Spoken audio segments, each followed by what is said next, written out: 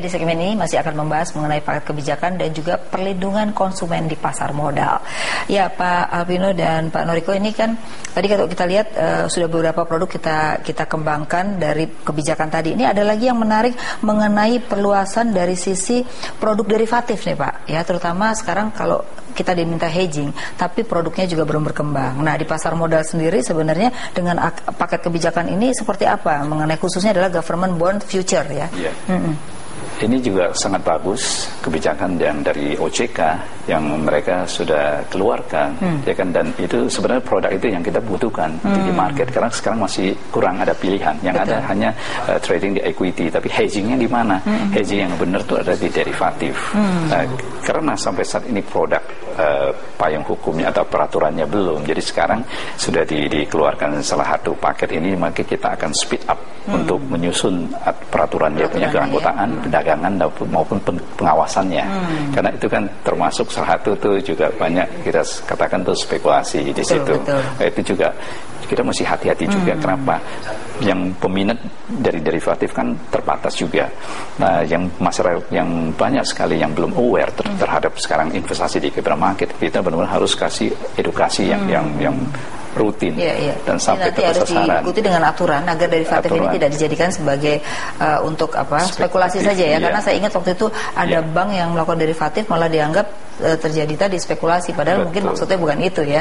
Jadi itu nanti akan dikembangkan instrumen itu ya. Harus. Oke.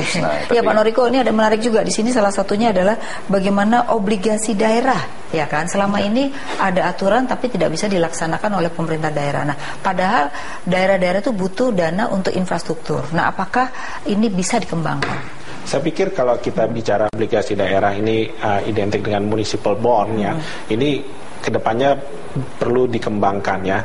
Jadi bukan hanya bisa dikembangkan dan perlu dikembangkan mengingat bahwa kebutuhan daerah akan pembangunan ekonominya juga tidak hanya mengandalkan kepada APBN, tapi juga bisa berharap kepada perolehan daripada hutang.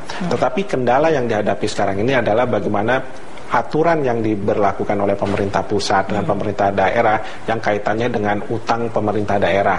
Karena ini harus dicermati secara hati-hati, karena apabila nanti ada pemerintah daerah mengalami gagal bayar, siapa yang akan menanggung utang yang tidak terbayarkan itu? Jadi nah, mekanismenya harus diperbaiki dulu. Jadi betul-betul misalnya apakah tiap tahun APBD-nya itu disisakan oleh pusat untuk mengangsur begitu ya misalnya, walaupun nanti jatuh tempo selamat tapi harus disisakan. Gitu. Jadi harus mengantisipasi jangan sampai akhirnya pemerintah daerah itu mengalami default. Toh akhirnya nanti pemerintah pusat yang harus menanggung karena itu kan bagian daripada Indonesia ya. Kalau kita bicara dari pemerintah pusat. Jadi memang mekanisme itu perlu dikembangkan aturannya dan regulasinya, dan juga kan mekanisme pasarnya belum terbentuk. Ya, municipal bond itu belum ada gitu di pasar Indonesia. Nah, inilah yang harus mulai disosialisasikan gitu. Nah, sekarang selain itu sekarang yang berkembang adalah kalau di perbankan tuh ada yang namanya perlindungan konsumen ya kan.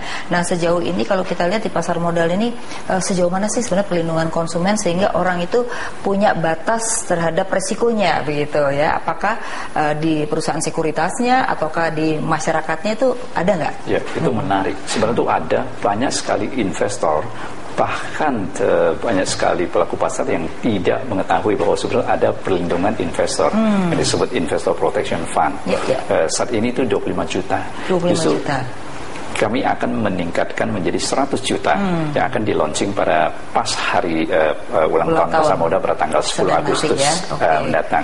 Nah, itu rencananya. Mungkin bisa dijelaskan seperti apa sih perlindungan konsumen yang dengan batas tadi? Ya, jadi artinya begini, seperti kalau di bank kan ada LPS. Jadi kalau misalnya ada satu broker default dan terjadi sesuatu, maka nasabahnya akan dilindungi dan kita akan cover dengan 100 juta per investor. Jadi ini menimbulkan kepercayaan juga investor terhadap stock market kita, termasuk brokernya.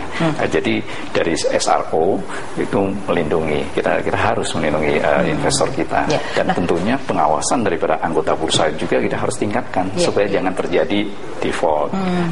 Nah, kasus-kasus beberapa waktu yang lalu itu kan adalah kenakalan dari manajemen sekuritas misalnya, itu kan menjadi korban nasabahnya. Nah, kalau yang seperti ini bagaimana? Karena mereka kan harus menunggu sampai likuidasi likuidasi baru uangnya dikembalikan. Nah, apa yang dilakukan oleh pasar modal untuk mengantisipasi seperti ini? Untuk antisipasi justru sekarang kita mesti tingkatkan surveillance, dan kita mesti menjalankan apa nih sebetulnya combined assurance, ya kan? Jadi ada 3 lines of defense. Jadi di broker, baik di SRO ada, di OJK juga ada. Nah, di broker harus terapkan seperti ini, 3 lines of defense. Artinya apa?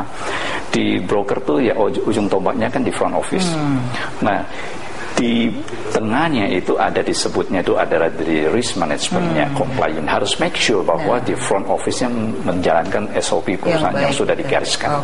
Right? Dan yang second layer yang si bagian risk management atau compliance-nya harus make sure juga dia menjalankan aturan yang ada di OJK maupun di S1. Nah, ini menjadi menarik Pak Noriko. Nah, pada kenyataannya kalau kita lihat kan bank itu sudah secure dalam pengawasan, ya kan. Sejauh mana sih pasar modal itu dari sisi pengawasan kepada para bukan emitennya saja, tapi juga pada broker-broker dan perusahaan sekuritas?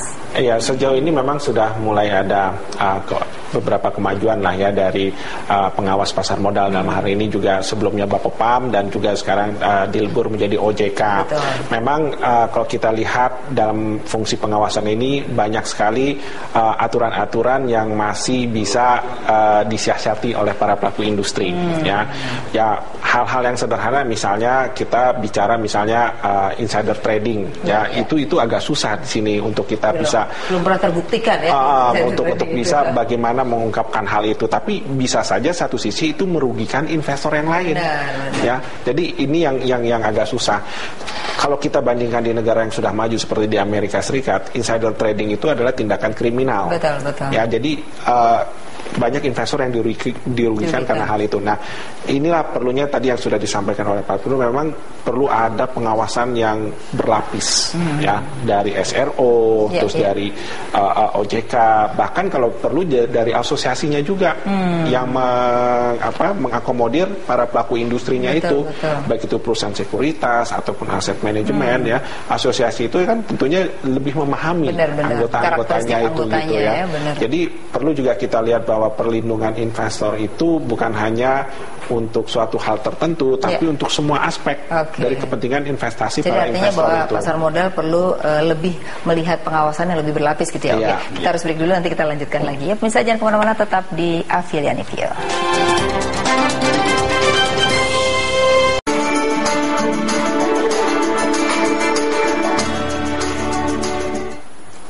Bagaimana menggairahkan pasar modal masih menjadi topik bahasan, dan di segmen akhir ini tentu akan membahas mengenai ke depan seperti apa, bagaimana pasar modal menjaga likuiditas agar juga pemain-pemain atau investor-investor ini lebih bergairah untuk masuk di pasar modal Indonesia, karena selama ini kita lihat mulai banyak pesaing di pasar modal lain.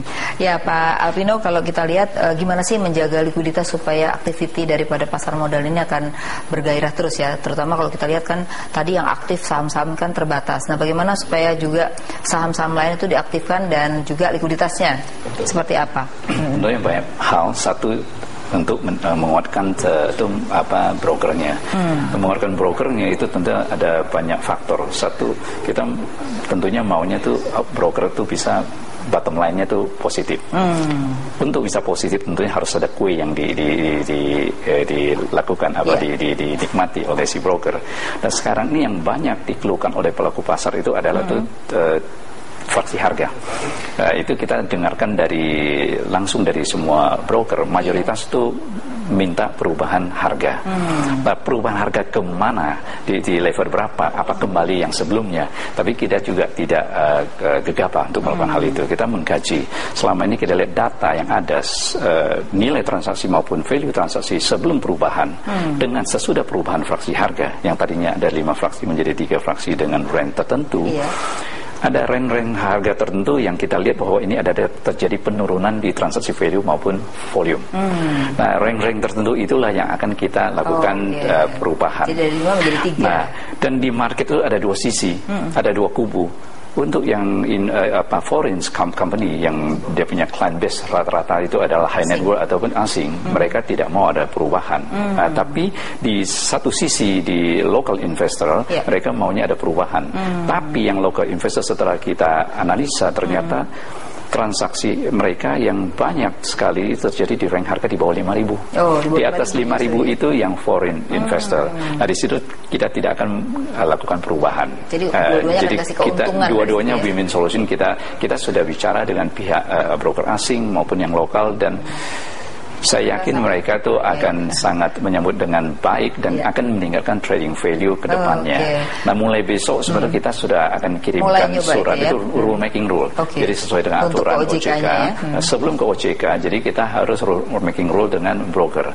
Nah, besok kita sudah akan kirimkan draft atau perubahan fraksi. Itu sangat menarik. Mas Riko, gimana? Ini menarik nggak yang tadi dikatakan dari 5 menjadi 3 buat baik itu investor asing maupun lokal? Ya, kalau kita lihat karakter daripada para investor itu kan ada yang memang untuk investasi jangka panjang, ada yang memang untuk short term trading ya. Jadi short term trading mereka perlu fraksi yang lebih fleksibel dan tentunya juga bisa mendapatkan keuntungan yang lebih baik.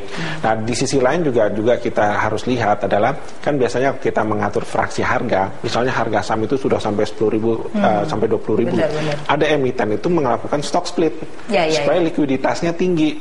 Ya, kalau misalnya aturan itu diberlakukan, misalnya saham itu sudah di atas 10.000, stok splitnya jadi bagi 4, 2.500.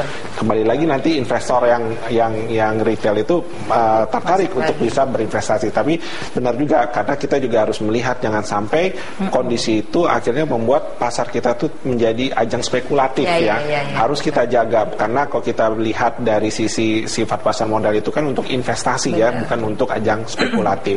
Itu yang harus dijaga ya dari Betul, itu yang harus dijaga. Nah, kalau lihat investor asing kan masih lebih mendominasi ya sebenarnya daripada investor lokal ya. Nah, bagaimana sih untuk menarik juga supaya lokalnya akan lebih baik selain edukasi tadi ya? Karena selama ini rupiah kita tuh sangat berfluktuasi tergantung pada investor asing yang ada di pasar modal. Bahkan tahun 2014-2015 itu menunjukkan investor di portofolio itu jauh lebih tinggi daripada di FDI gitu loh. Nah, berarti sebenarnya lebih atraktif sekali pasar modal kita.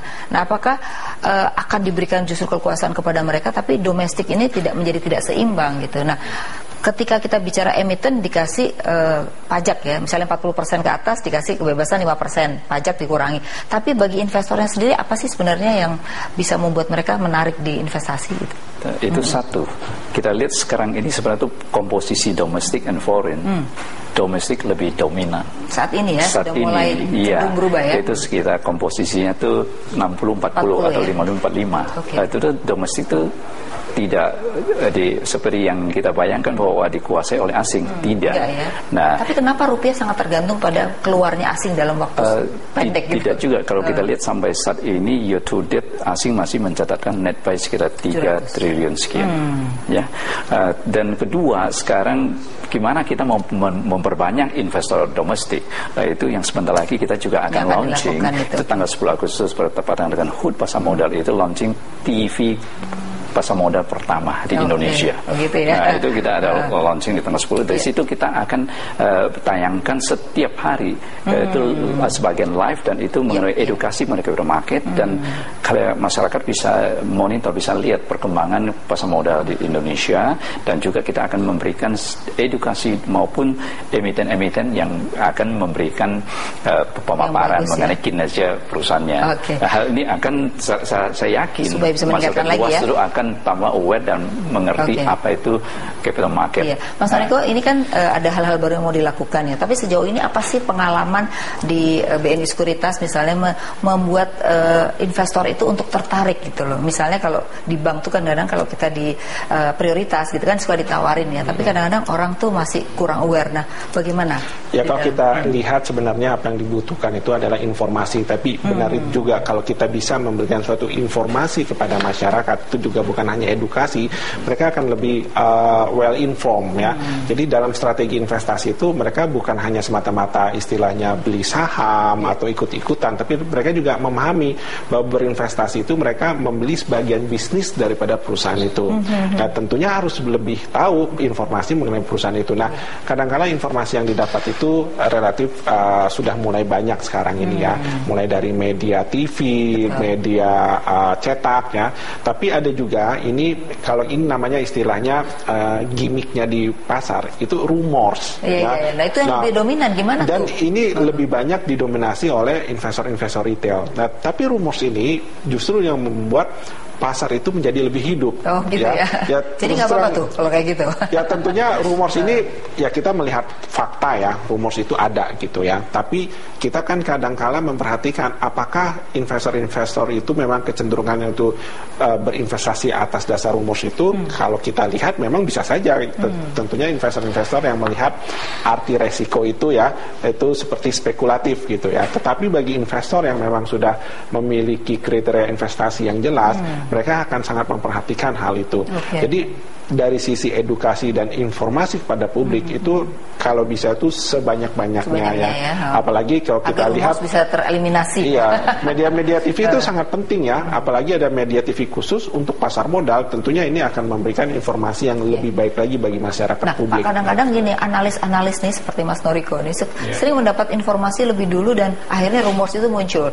Nah, kadang-kadang pemerintahnya itu lebih lambat gitu dibandingkan para pelakunya. Nih gimana nih supaya ada keseimbangan? Itulah pemikiran kita kenapa adanya TV capital market pertama di Indonesia. Oh, nanti akan ada dia. Yes, itu dan itu berarti itu first hand kita sebutnya itu. Jadi investor maupun pemerhati pasar modal akan dapat berita ataupun news yang eksklusif dan live.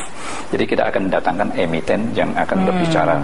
Semua emiten kita akan undang. Juga termasuk produk-produk ETF yang selama ini banyak sekali masyarakat yang tidak mengetahui. Bahkan pelaku pasar tidak mengetahui secara persis apa itu ETF. ETF itu sebenarnya boleh bilang itu adalah salah satu produk yang untuk hedging daripada itu. Nah itu sangat menarik. Benar. Nah, itu kita akan gunakan media ini untuk memberikan jadi nanti TV itu khusus untuk informasi. Nah, kedua kita itu. Lihat saat ini di mall di seluruh Indonesia mana ada kita pernah lihat ada screen TV menyangkut mengenai capital market atau running trade. Nanti tidak akan ada semua. Kita akan menuju ke sana. Ya, karena kalau kita ke mall kita lihat paling ada iklan untuk konsumsi atau saham nggak ada di situ. Saham tidak ada. Dan itu awareness itu yang kita harus berikan dulu. Dan kedua di situ edukasi mengenai apa sih saham. Terus kita contoh kita semua rata-rata punya tabungan di bank tertentu. Quote-unquote semua bank tersebut sudah listed di Bursa Efek.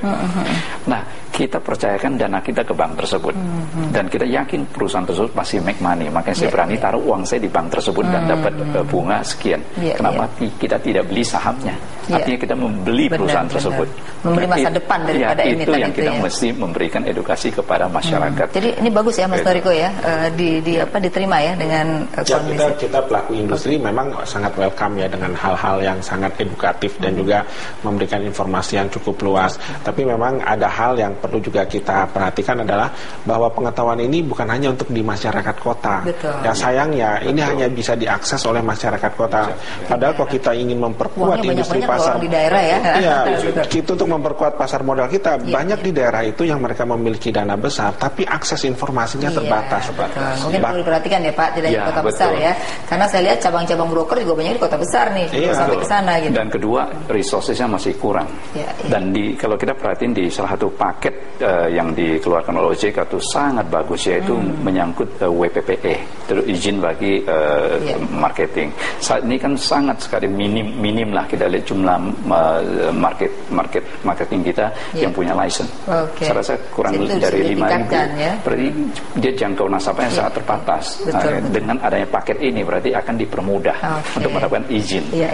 Baik Pak Alvino, banyak hal sebenarnya kita pengen ngomongin lagi tapi udah habis waktunya gitu ya Pak Alvino dan Pak Noriko, terima kasih ya.